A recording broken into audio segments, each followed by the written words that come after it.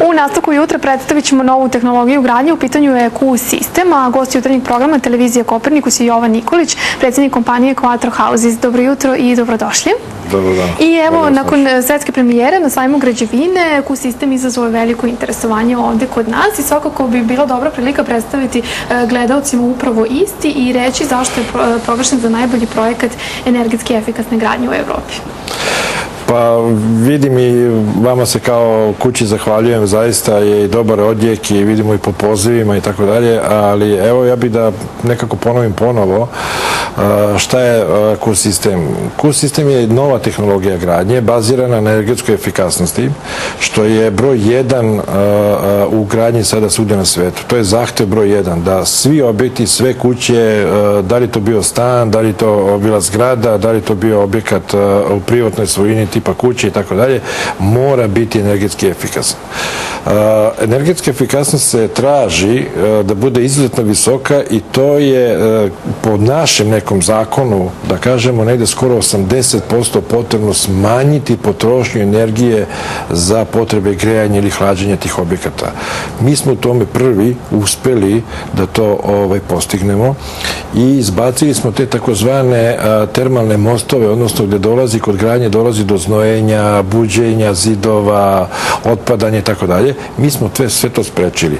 Upravo Lafarge kao jedna inovativna kompanija, maltene broj 1 u svetu, su prepoznali tu tehnologiju i upravo su nas zbog toga i dodelili tu nagradu pre 2 godine.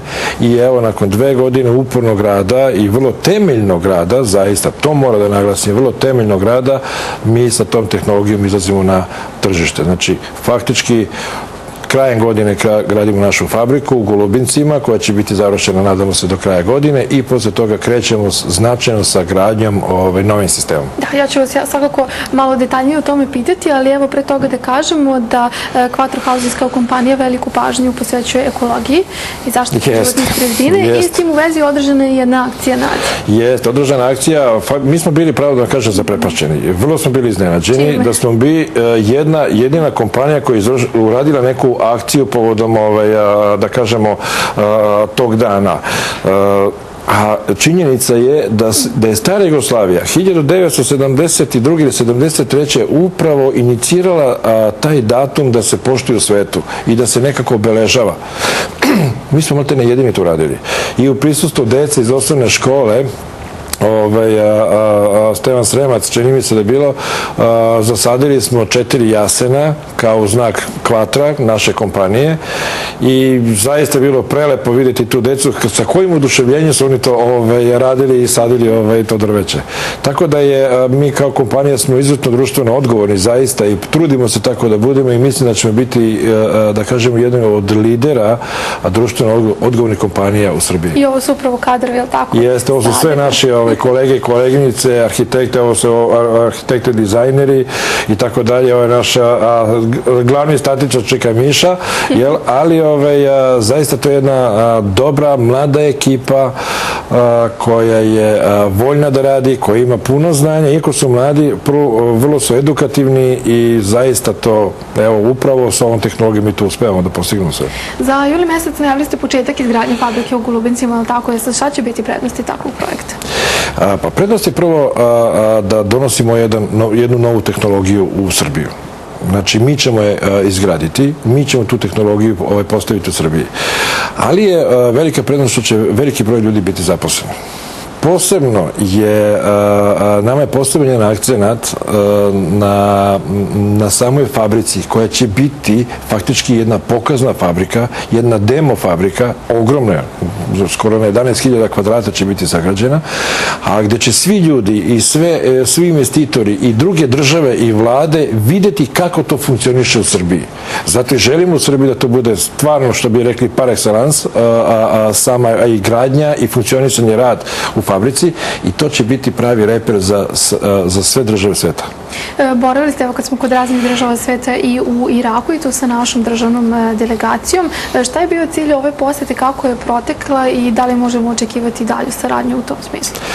Pa, zahvaljujući gospodinu ministru Velimiru Iliću, ja mislim da je ova poseta Iraku bila zaista kvalitetna, plodonosna i nadasve njegovom visprenošću, da kažemo, započeta.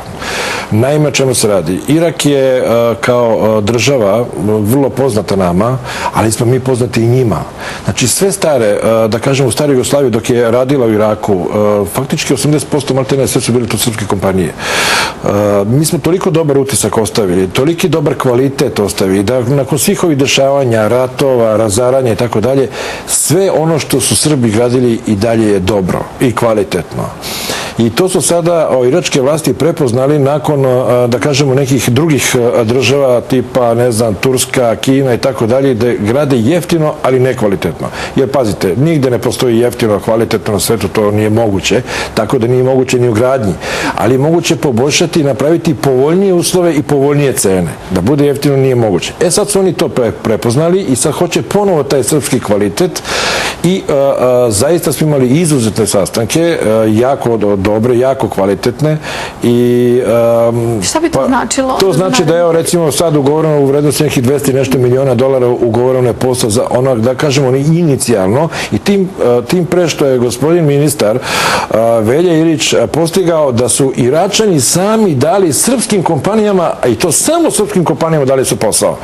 Sada je između nas da mi učestvujemo na tim tenderima, da ko je najbolji pa će povući posao, ali je bitno da dobiju srpske kompanije. I to je ta jedna dobra, kvalitetna ulaznica koju je ministar zaista dobro odradio i koja naša poseta faktički bila izuzetno i propraćena medijski u Iraku.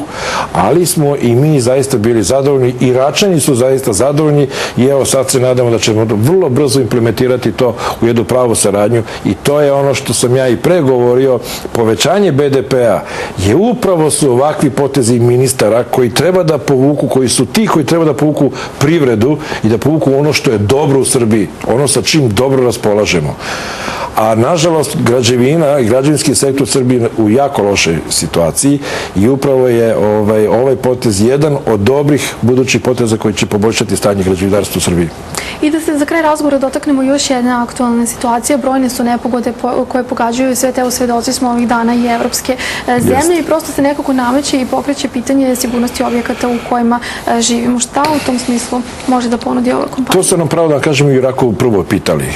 Bila im je značajna kvalitet, brzina i koliko su oni sigurni. S obzirom da se dešava tamo šta se dešava, ali mi svi smatramo da je to prolaznog karaktera, ali oni imaju takođe jake vetrove, imaju, počeli su i kod njih, da kažemo, stidljivo, nadam se da neće dalje i zemljotresi i naši objekti, Q sistem je stvarno izuzetno jak, izuzetno otporan na sve te atmosferske uticaje i na sve dešavanja koje se dešavaju, da kažemo, nekim različitim vremenskim zonama, tipa zemljotresi, tipa požari, poplave, uragani, tajfuni i tako dalje, cikloni. Zaista su sistem toliko jak, zaista je stabilan, da je prosto neuništiv, jednostavno ste u kući sigurni. To je stvarno velika odlika ovog sistema. Hvala vam što ste izdvojili vreme i što ste ovog jutra bili naš gost. Hvala i vama na pozivu. Bio je to Jovan Nikolić, predsjednik kompanije Quattro Houses na temu nove tehnologije gradnje. U pitanju je Q sistem u kojem ste čuli više. U nastavku će program